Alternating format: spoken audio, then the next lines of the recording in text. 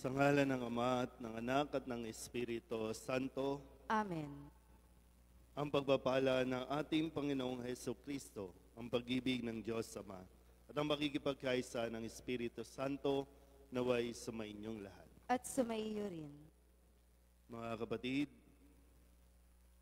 aminin natin ang ating mga kasalanan upang tayo'y maging marapat gumanap sa banal na pagdiriwang.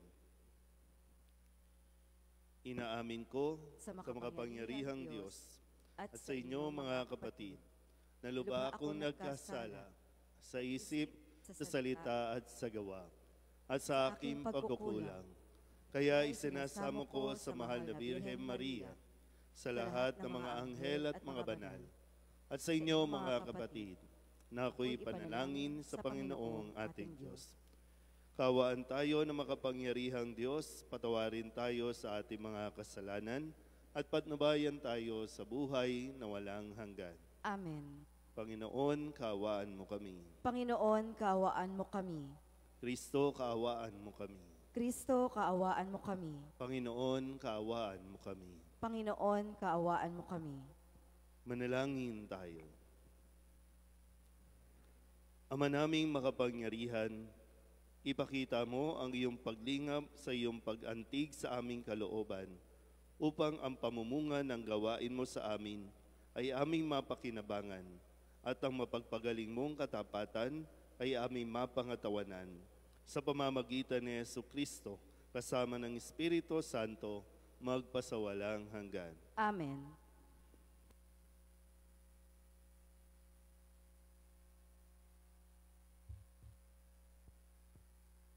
Pagbasa mula sa aklat ng pahayag. Akong si Juan ay tumingin, at nakita ko ang isang puting ulap, at nakaupo rito ang isang nilikhang animoy tao. May koronang ginto at may hawak na isang matalas na karit. Isa pang anghel ang lumabas mula sa templo at malakas na nagsalita sa nakaupo sa ulap. Gamitin mo na ang iyong karit. Gumapas ka na, sapagkat panahon na. Hinog na ang anihin sa lupa. Ikinampay ng nakaupo sa ulap ang kanyang karit at nagapas ang anihin sa lupa. At isa pang anghel ang nakita kong lumabas sa templo sa langit. May hawak din siyang matalas na karit. Lumabas mula sa dambana ang isa ring anghel, ang namamahala sa apoy. Sinabi niya sa anghel na may matalas na karit, gamitin mo na ang iyong karit at anihin mo ang mga ubas sa lahat ng ubasan sa lupa, sapagkat hinog na. Kaya't ikinampay ng anghel ang kanyang karit, inani ang mga ubas at inihagis sa pisaan na siyang matinding puot ng Diyos.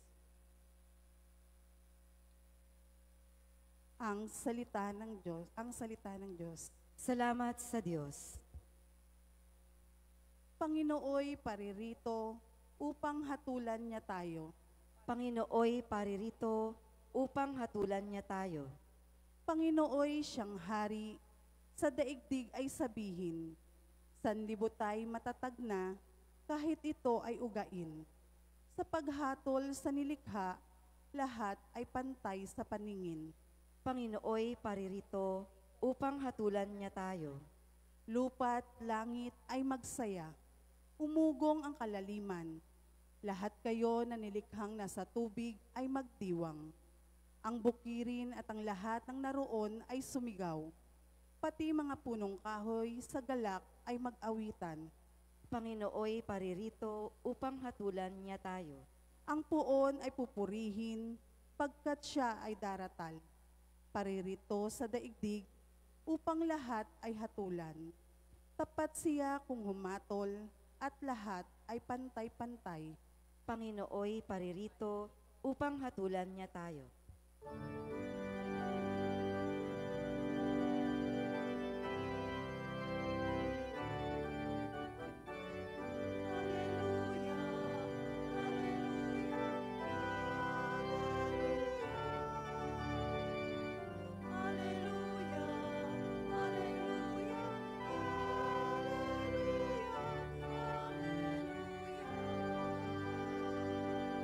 manatili kang matapat hanggang iyong kamatayan, pagkat buhay aking bigay.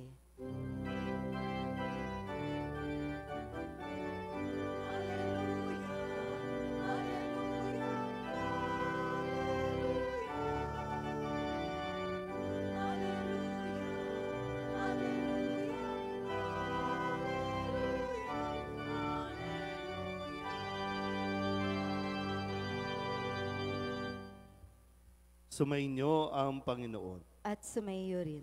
Ang mabuting balita ng Panginoon ayon kay San Lucas. Papuri sa iyo, Panginoon. Noong panahong iyon, pinag-uusapan ng ilang tao ang templo, ang kahangahangang mga bato na ginamit dito at ang mga palamuti nito na inihandog ng mga tao. Kaya't sinabi ni Jesus, darating ang panahong lahat ng nakikita ninyong iyan ay iguguho. Walang batong ititira sa ibabaw ng kapwa bato. Tinanong nila si Jesus, Guro, kailan po ito mangyayari? At ano ang magiging palatandaan na ito'y magaganap na? Sumagot siya, mag-ingat kayo at nang hindi mailigaw ninuman, sapagkat marami ang darating sa aking pangalan na magsasabi, Ako ang Mesiyas, at dumating na ang panahon. Huwag kayong susunod sa kanila.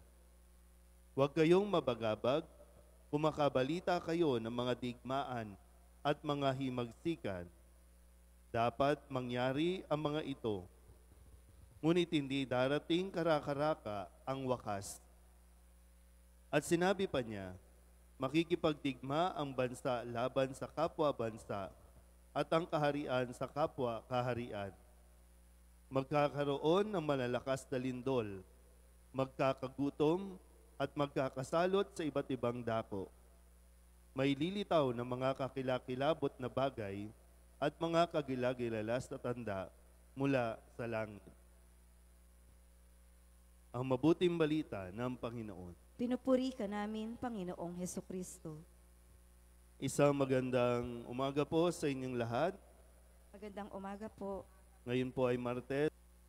May isang kwento tayo na nabasa din itong mga panahong ito na kung saan nagalit si Jesus doon sa kanyang muling pagdalaw sa templo. Nagalit siya dahil ginawang pugad ng mga magnanakaw. Naging tindahan yung templo na wala yung kabanalan nito. Kaya pinaalis niya ang mga maniningil ng buwis, yung mga nagtitinda. At ngayon naman, sa kanyang pagbabalik sa templo, nakita niya ang mga paghanga ng mga tao sa kagandahan ng mga palamuti doon sa templo. At sinabi niya na lahat ng ito ay mawawala. Walang batong ititira sa ibabaw ng kapwa bato. At sa kasaysayan po ng Jerusalem ay sadyang nawasak ang buong Jerusalem, kasama na dyan ang templo. Ito po ay ibinibigay sa atin muli, ipinapaalala sa atin na may mga mangyayari talagang kakilakilabot na bagay. Dito nga lang nakalipas na yung bagyong Pipito, diba po, no? Yung naging pula ang kabikulan dahil sa araw o kung ano man, no? At marami na naman po yung natakot at nagsabing, ito na yung end of the world. Pero buhay pa tayo. May mga digmaan na hanggang ngayon nga, siguro napagod na lang tayo sa kakasubaybay sa balita kasi ilang taon na, hindi pa tapos ang labanan, hindi pa tapos ang gera. At nangyayari pa. Pero hindi ito, kumbaga bahagi na ito ng kasaysayan, bahagi na ito ng nasa kasulatan, pero hindi ibinibigay ito para matakot tayo o mabuhay tayo sa takot, kundi ipinapaalala ito sa atin para mas mabuhay tayo sa pananalig kay Jesus. Hindi sa takot, kundi sa pananalig kay Jesus. Kaya nga ilan din po no, sa mga naririnig natin mga ebanghelyo, no, sabi, pagdating ng wakas, kukunin ng isa, iiwan ng isa. Minsan, hindi ko alam, kailan ba kayo huling nakaranas ng lindol dito? Yung bang habang nagsisimba kayo, lumilindol. At nakakatuwa din, kasi sabi natin noon, pinaghahandaan natin ng the big one. Meron tayong mga practice, no, fire drill, ganyan, no? Paano lumabas, paano gumanito. Pero pag lumindol na, wala na. Kanya-kanya na. Walang nagdadak, wala. Pag lumindol, takbo agad. Pero ito nga, no, kung sakasakali, sa isang taong may pananalig, kung sakasakali nga na mangyari na lahat na ito, lumindol, bumagyo, gumuho, saan ka pa pupunta kung gumuguho na nga ang buong mundo? Bakit di na lang tayo manatili at magdasal? Kasi gaya ng pahayag sa unang pagbasa sa aklat ng pahayag, darating ang anghel para kunin ang mga karapat-dapat. At may isa pang anghel na uutusan para kunin naman yung mga hindi karapat-dapat at dalhin doon sa isang lugar. So, totoo naman na darating ang wakas. Hindi nga lang natin alam. Walang sino man, no? Tandaan ninyo yan, walang sino man na tao na nabubuhay pa sa ngayon ang makakapagsabing mamayang alas 10 ng umaga. Wala. Si Kristo na rin ang nagsabi niya. Pero hindi natin ibabaliwala yung posibilidad na mangyari yan sa panahon natin. Kasi kung tutusin, no, ang pagdating ng wakas, nangyayari araw-araw. Gaya ngayon, meron tayong nakaburol dito sa ating burulan, dumating na ang wakas. Kung sa atin, inihintay lang natin. Kahit nga binigyan na tayo ng taning sa mga may sakit po, no? Tabi-tabi po. Pag sinabi na ng doktor, 1 buwan, 3 buwan ka na lang, pero pwedeng maikli, pwedeng mag-extend. Pero habang sinasabi yon, ulitin ko po, no? Ang paalala sa atin, imbis na matakot, mas manalig tayo sa Diyos. Mas kumapit tayo at kapitan natin ang pananalig natin kay Kristo na bagaman pwede tayong mahirapan, pero kukunin at dadalhin niya tayo sa kanyang kaharian. Amen?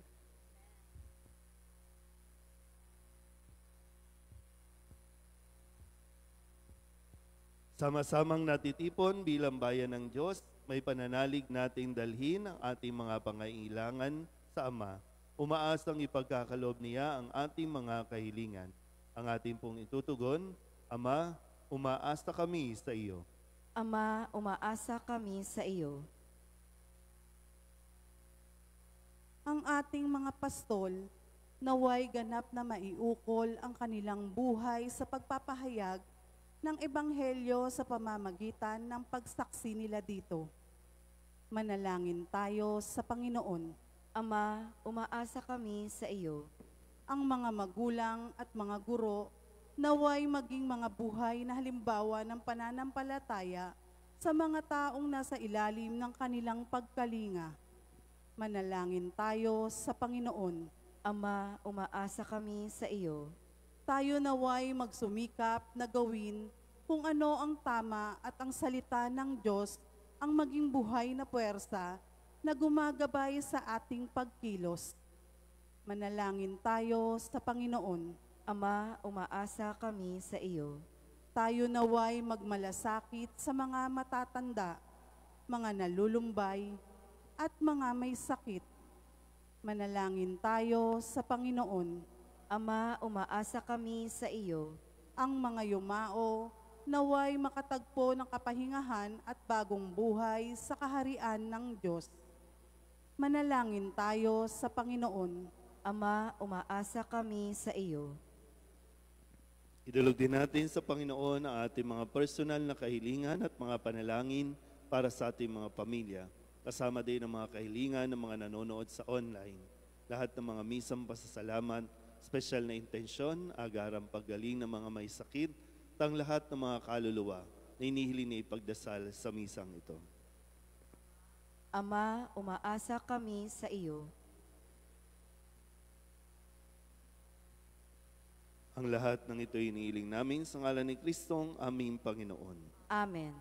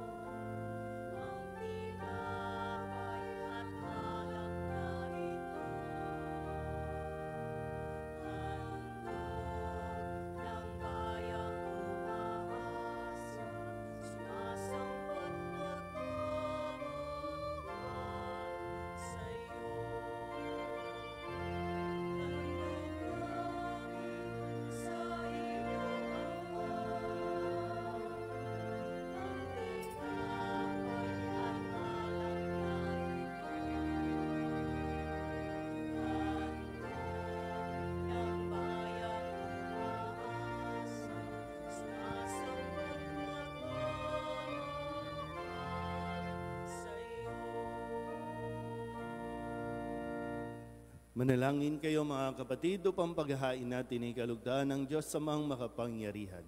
Tanggapin nawa ng Panginoon itong paghahain sa iyong mga kamay, sa kapurihan niya at karangalan sa ating kapakinabangan at sa buong sambayanan niyang banal. Ama naming lumikha, tanggapin mo ang mga banal na alay na iyong ipinag-utos na aming italaga sa pagsamba sa iyong ngalan at upang kami pagindapating paunlakan ng iyong tapat na pagmamahal. Gawin mong ang iyong mga utos ay sundin namin kailanman. Sa pamamagitan ni Jesucristo, kasama ng Espiritu Santo, magpasawalang hanggan. Amen. Sumainyo ang Panginoon. At sumaiyo rin. Itaas sa Diyos ang inyong puso at diwa. Itinaas na namin sa Panginoon. Pasalamatan natin ang Panginoong ating Diyos. Marapat na siya ay pasalamatan. Ama naming makapangyarihan, tunay ngang marapat na ikaw ay aming pasalamatan. Sa iyong paglingap at kagandahang loob, ang tao'y nilikha mo at pinangangasiwa sa sansinukob. Sa hangad mong siya'y iwastong lubos, siya'y pinagdusa mo sa kanyang pagtalikod. Sa iyong paggiliw, iyong ipinahintulot na makabalik siya sa pamamagitan ni Kristo Jesus. Kaya kaysa ng mga anghel na nagsisiawid ng papuri sa iyo, nang walang humpay sa kalangitan, kami nagbubunyi sa iyong kadakilaan.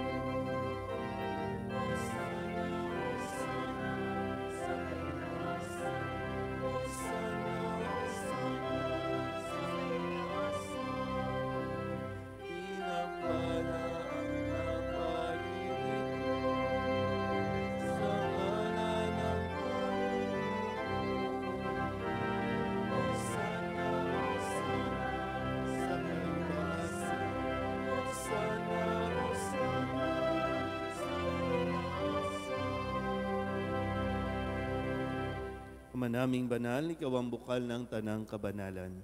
Kaya't sa pamamagitan ng iyong Espiritu, gawin mong banal ang kaloob na ito upang para sa aming maging katawan at dugo ng aming Panginoong Heso Kristo. Bago niya pinagtiis ang kusang loob na maging handog, hinawakan niya ang tinapay, pinasalamatan kaniya, pinaghati-hati niya iyon, iniabot sa kanyang mga alagad at sinabi, tanggapin ninyong lahat ito at kanin, ito ang aking katawan na ihahandog para sa inyo.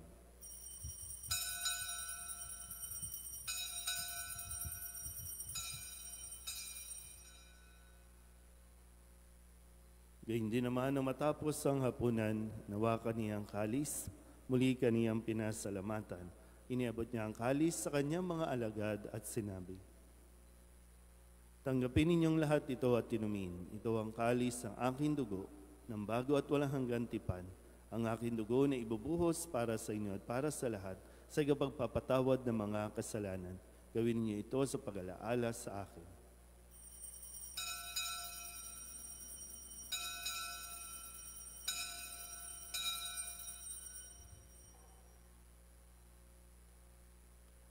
Ipagbunyi natin ang misteryo ng pananampalataya. Si Kristo'y namatay, si Kristo'y nabuhay, si Kristo'y babalik sa wakas ng panahon. Ama, ginagawa namin ngayon ang pag-alaala sa pagkamatay at muling pagkabuhay ng iyong anak. Kaya tiniaalay namin sa iyo ang tinapay na nagbibigay buhay at ang kalis na nagkakaloob ng kaligtasan. Kami nagpapasalamat dahil kami iyong minarapat na tumayo sa harap mo para maglingkod sa iyo. Isinasamo namin kami magsasalo-salo sa katawan at dugo ni Kristo ay mabuklod sa pagkakaisa sa pamamagitan ng Espiritu Santo. Ama, halingapin mo ang iyong simbahang laganap sa buong daigdig. Puspusin mo kami sa pag-ibig kay San Francisco na aming Papa at ni Jose na aming Obispo at ng Tanang Kaparian. Alalahanin mo sina Leopoldo at Rosario na tinawag mo mula sa daigdig na ito. Nung sila'y binyagan, sila'y nakaisa ni Kristo sa pagkamatay. Ngayong sila'y pumanaw na may makaisa sila ni Kristo sa pagkabuhay. Alalahanin mo rin ang mga kapatid naming nahimlay na may pag-asang sila'y muling mabubuhay, kaya hindi ng lahat ng mga pumanaw. Kawaan mo sila at patuloyin sa iyong kaliwanagan. Kawaan mo at pagindapating kaming lahat na makasalo sa iyong buhay na walang wakas. Kaysa ng mahal na Birhen Maria na Ina ng Diyos, ng kabiyak ng puso niyang sa San Jose, kaysa ng mga apostol at ng lahat ng mga banal na namuhay dito sa daigdig na kalugod-lugod sa iyo, may pagdiwang nawa namin ang papupuri sa kararangal mo sa pamamagitan ng iyong anak na aming Panginoong Hesu Kristo. Sa pamamagitan ni Kristo, kasama niya sa Kanya, ang lahat ng parangal at papuri ay sa iyo, Diyos Amang makapangyarihan, kasama ng Espiritu Santo, magpasawalang hanggan.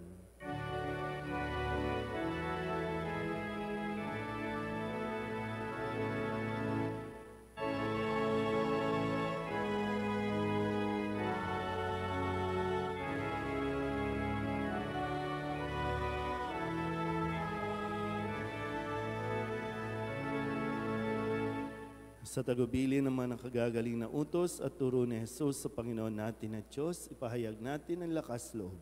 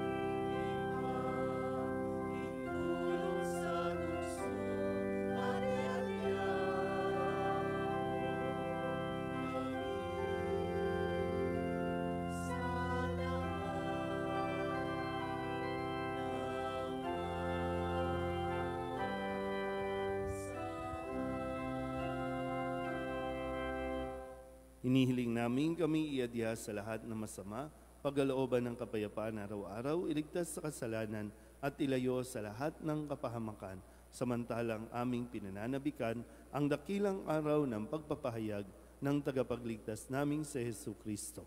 Sapagkat iyo ang kaharian at ang kapangyarihan at ang kapurihan, magpakailanman. Amen. Panginoong Hesu Kristo, sinabi mo sa iyong mga apostol, Kapayapaan ang iniiwan ko sa inyo, ang aking kapayapaan ang binibigay ko sa inyo. Tunghayan mo ang aming pananampalataya at huwag ang aming mga pagkakasala. Pagkalooban mo kami ng kapayapaan at pagkakaisa ayon sa iyong kalooban, kasama ng Espiritu Santo, magpasawalang hanggan. Amen. Ang kapayapaan ng Panginoon ay laging sumainyo. At sumaiyo rin. Magbigayan po tayo ng kapayapaan sa isa't isa. Kordero ng Diyos na nag-aalis ng mga kasalanan ng sanlibutan, maawa ka sa amin. Kordero ng Diyos na nag-aalis ng mga kasalanan ng sanlibutan, maawa ka sa amin. Kordero ng Diyos na nag-aalis ng mga kasalanan ng sanlibutan, ipagkaloob mo sa amin ang kapayapaan. Ito ang kordero ng Diyos. Ito ang nag-aalis ng kasalanan ng sanlibutan. Mapalad ang mga inanyayahan sa kanyang piging. Panginoon, hindi ako karapat-dapat na magpatuloy sa iyo, ngunit sa isang salita mo lamang ay gagaling na ako.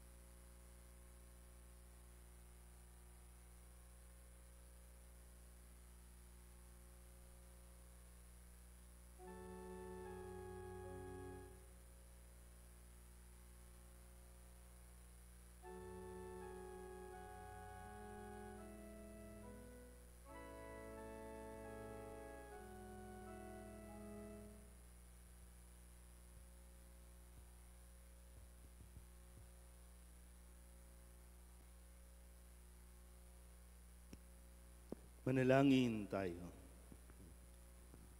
Ama naming mapagmahal, kaming pinagkakalooban mo ng pagsasalo sa iyong kagalakan, ay lagi nawang lumingon sa pinanggalingan nitong banal na pakikinabang, upang kami huwag mawalay sa iyo na aming hantungan sa pamamagitan ni Jesucristo, kasama ng Espiritu Santo, magpasawalang hanggan. Amen. Mga kapatid, pagkukulan natin ng panalangin ang mga yumao nating mga mahal sa buhay at ang lahat ng mga kaluluwa sa purgatorio. Mga anghel, mga banal, tanang nasa kalangitan, hali kayo at samahan. Ang mga giliw naming pumanaw sa piling ng poong mahal. Si Kristo ang mag-aakay sa kandungan ni Abraham upang doon ay humimlay. Ang mga giliw naming pumanaw sa piling ng poong mahal. Sa ilaw na walang hanggan, kapayapaan naway pagkamiti ng may kapal. Ang mga giliw naming pumanaw sa piling ng poong mahal. Ama naming mapagmahal, inahabili namin sa iyo ang aming mga kapatid na pumanaw sa buhay na ito. Huwag mo po silang pabayaan at pamalagiin mo silang buhay sa iyong piling. Alang-alang sa iyong awa at pag-ibig, patawarin mo sana ang kanilang mga pagkukulang at nagawang mga pagkakasala, dala ng kanilang kahinaan. Manatili nawa silang maligaya sa iyong piling, kasama ng iyong anak at ng Espiritu Santo, magpasawalang hanggan. Amen.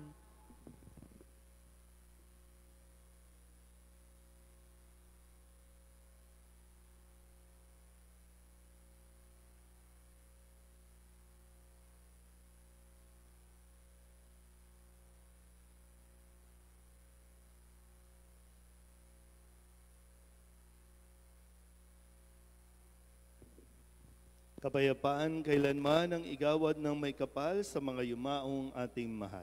Sila nawa ay silaya ng ilaw na walang hanggan. Sumainyo ang Panginoon At sumaiyo rin. at pagpalain kayo ng makapangyarihang Diyos, Ama at Anak, Espiritu Santo. Amen. Tapos sa banal na misa, humayo tayo sa kapayapaan ni Kristo. Salamat sa Diyos. Magandang umaga po.